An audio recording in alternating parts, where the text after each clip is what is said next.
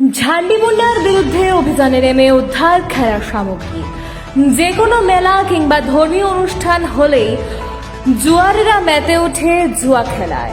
মানুষের সমাগম যেখানে বেশি, ঠিক সেই স্থানের পাশাপাশি এলাকাতেই জুয়ারিরা ঝান্ডিমুন্ডার আসর পেতে বসে।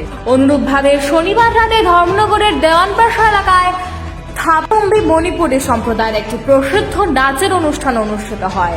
সেই অনুষ্ঠান চলাকালীন রাত্র আনুমানিক 11টা নাগাদ ধর্মনগর থানার পুলিশের কাছে খবর আসে অনুষ্ঠানের পার্শ্ববর্তী এলাকায় ঝান্ডিমুন্ডার বড়সড় আসর বসেছে। সেই খবরের ভিত্তিতে ধর্মনগর থানার পুলিশ অভিযান চালিয়ে কাউকে আটক করতে না পারলেও ঝান্ডিমুন্ডা খেলায় ব্যবহৃত সামগ্রীগুলি উদ্ধার করতে সক্ষম হয়। পুলিশ জানায়, অভিযানের সময় খেলায় ব্যবহৃত গুটি, ড্রাম ও অন্যান্য সামগ্রী ছেড়ে পালায় জুয়ারিরা।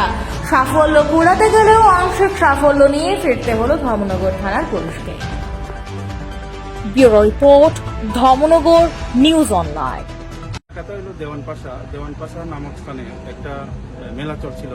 তো আমরা একটা খবর পাই যে এখানে একটা জুয়া আসর বইছে আর কি।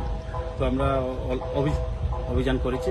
অভিযান করে আমরা কারোর আটক করতে পারিনি, কিন্তু জুয়ার সামগ্রী, দাব্বা, গুটি, গোট এগুলো সব আমরা রিকভার করে এখন সিজ করে থানা নিয়ে যেতেছি। মানে আপনার এই অভিযানে কি কাউকে আটক করতে পেরেছেন? না, আটক করতে পারিনি, ওরা আগেই খবর পেয়ে ওরা পালিয়ে গেছে। পালিয়ে গেছে। জায়গাটা কোন জায়গায়? দেওয়ানপাশা।